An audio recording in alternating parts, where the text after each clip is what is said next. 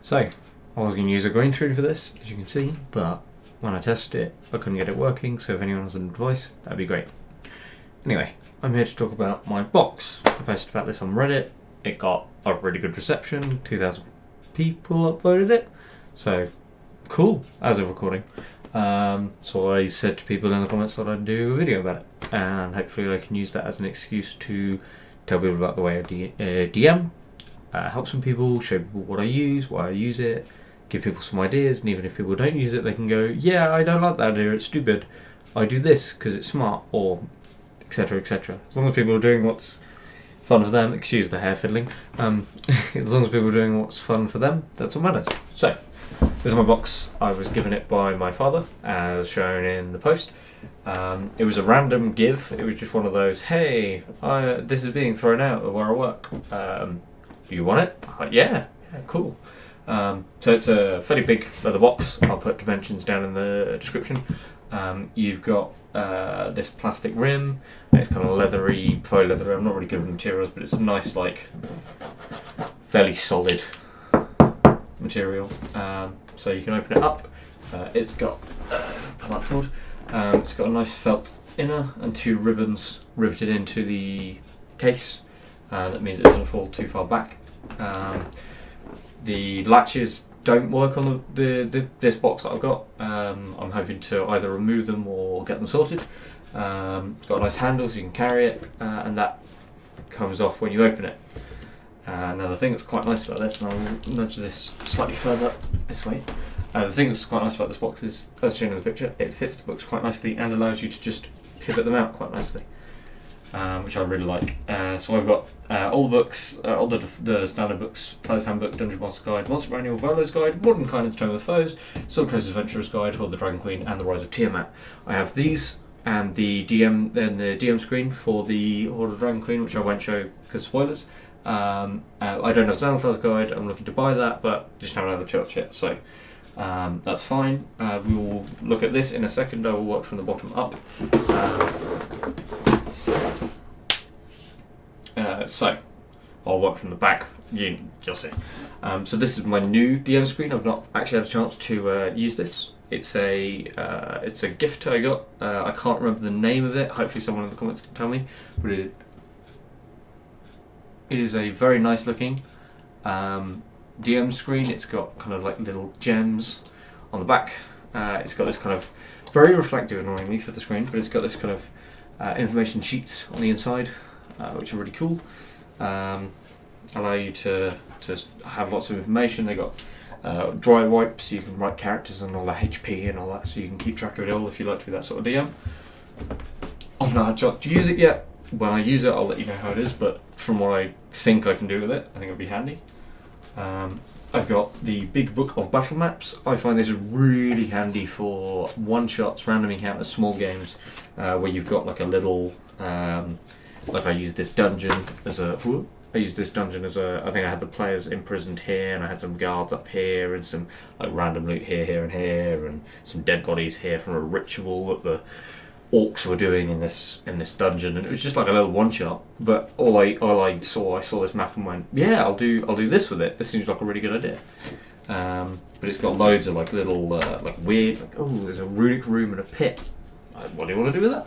It's also quite good for random encounters. So you've got like just some like cave, like pillars, cave. There's like a pit. I don't know how well it shows, but there's like a pit with some skeletons in and road along and path down. Could be a quite cool random encounter. But I find that's really good, both inspiration and kind of on the cuff. Yeah, you guys were on a random encounter. You're there. I also have this, which I just threw on the table. These are flat. These are from Pathfinder actually, which I don't run. I run 5e at the moment. But they have like nice, simple kind of grass design and like a dirty design. There's some other a tile and a stone, and they're really handy. I find they're quite useful. There is very a snug fit. They're quite useful for generally just sticking on the table and going, like, look, this is what you guys can see. You don't know what I'm going to draw on it, but you can see that there's a grassy terrain you guys are exploring, and these are the adventures you're going to go on. So there's that. I've got The Zalthal's Guide spell cards. Yes, I don't have the book. These are really handy. There's a lot of spells my players like to use from the book, so having spell cards means I can look them up. Or if players forget cards or don't use the cards, or sorry, don't have the cards, I can lend them mine. So that's fine. So I'll just put that aside. We'll come back to this as well. Bard spell cards I bought for me because I usually play Bard. My dice tower, which I plan to fit on the inside here. Up here somehow. It's a really nice dice tower. I don't know where I got it. Nice simple wood. You can drop dice down here. D20 sometimes get stuck, but I can file it down. It's not enough of an issue that it causes problems for me. I'll probably put it up here and put a piece of string or ribbon across these two pieces of ribbons here. Keep it open, and that can hold stuff, be able to pocket. Quite handy, yeah. So that's that. Little sand timer. I think I only use this once or twice, but it would be a thing of if the players are kind of chatting a lot, we're in a situation where time is kind of running out, I will go, hey guys, time's running out, and I'll just tick that on the table, and that usually is enough to get them to motivate themselves like quickly enough that this doesn't even end, but we're good. Spellbook, paladin cards, and magic items. These I've kind of used a little bit just to kind of go, hey, we're doing a one shot, what magic item do you want? There's a pile of magic items, pick one you like. So that's really cool. This is another box that my dad got me. He does not work in the box industry. It's just a nice little black box, and it holds all my furniture.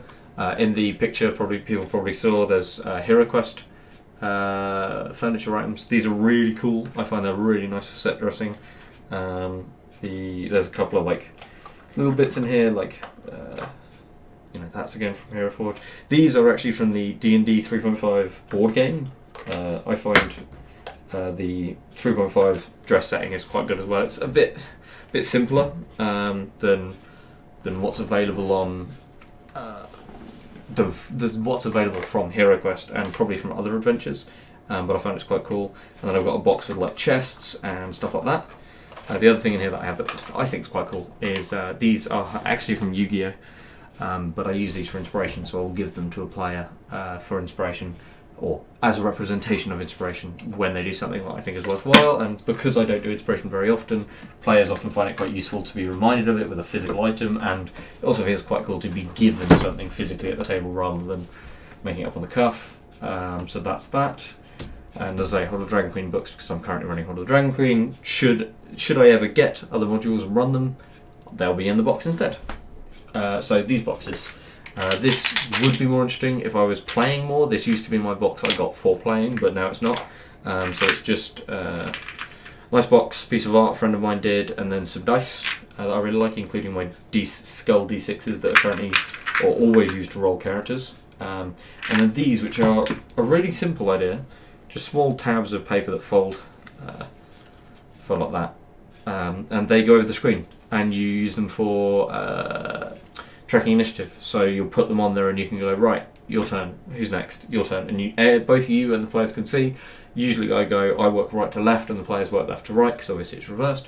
But yeah, these are really handy. You can just keep them in a box, and as soon as initiative comes up, you just stick them on the thing, and you can. I'm sure if you really want to get fancy, you can make like dry white ones, so you can write down the initiatives that people got. But I unfortunately I'm a simple man of simple tastes. Excuse the naff voice there. The last box here is quite useful. It's got loads of stuff in it. It's recently been changed around, so it's a nice simple box from Hobbycraft. I think I picked it up for a couple of quid. Obviously British, different for you guys.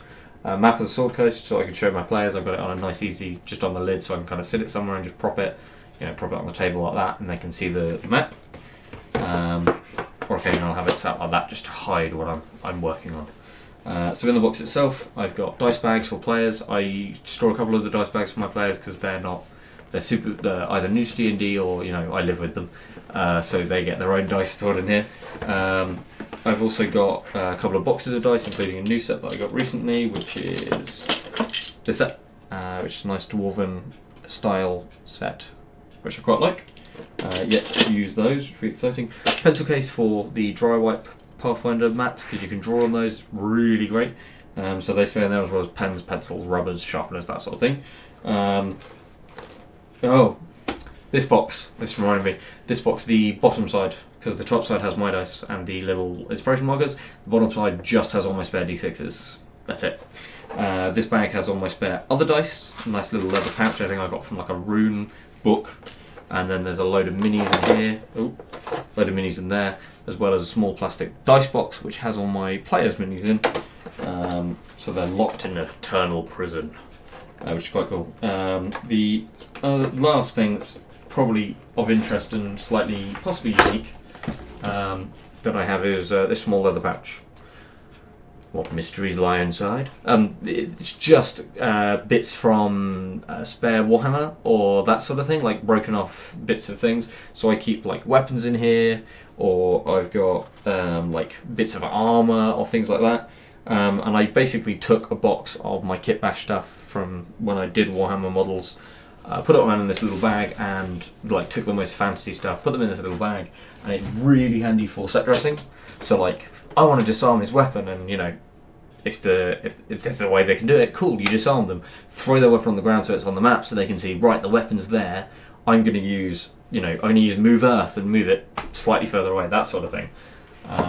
And you can physically see the weapon, and it's just quite nice to have that extra bit of like, yes, I can see the weapon, it is there, it is not going to escape. So that's my box. I'm hoping to do more work on it. The dimensions of the box are going to be in the description, but obviously it's quite nice, I find, to physically see. 47 centimetres long, 30 centimetres deep, and 27.5 centimetres tall. Length, width, depth. You guys can hopefully work it out from that. But and then within you've got a 1.5 inch lid insert with a bit of space and some felt. And then there's this door, which is literally just the front panel with a hinge. If people really need the dimensions for that, I can send them that. I guess some people are asking because they want to try and recreate it, which if they do, cool, show me, great. And if you guys have any other like recommendations for the box, any inclusions that I should try out, change, or you've got your own box, then cool, I want to hear about it. I'm hoping to start doing more D&D talks. The first video I posted is hopefully a representation of what I want to do, hopefully with more kind of green screens, there you go, green screens, and not fancy stuff but useful stuff so that I can pull stuff up and show stuff. But yeah, hopefully in the future I can do more stuff like that, and I can catalogue the adventures of the drink bearers, as well as creating a useful archive, I suppose, for people to watch, learn how to DM, and even if I teach the wrong stuff, then they learn the wrong way of doing it. But hopefully you guys have had fun, and hopefully enjoyed my cool project that I've been working on, filling with stuff and just having fun with. So yeah, hopefully you guys have enjoyed, and yeah, see you in the next one.